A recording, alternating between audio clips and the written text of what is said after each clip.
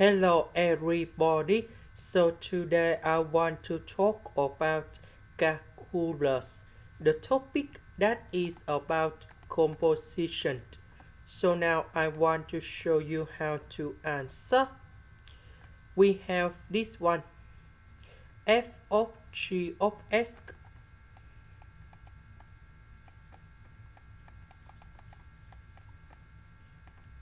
So we can see that we have the square root and we have the function under the square root.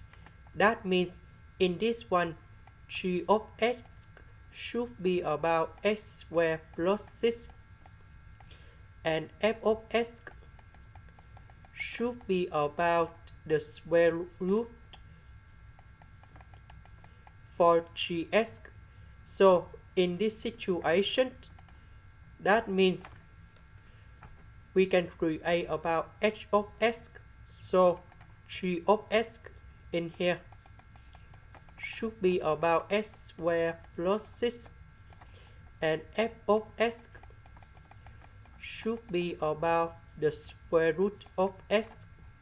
So on the question, we need to select about C.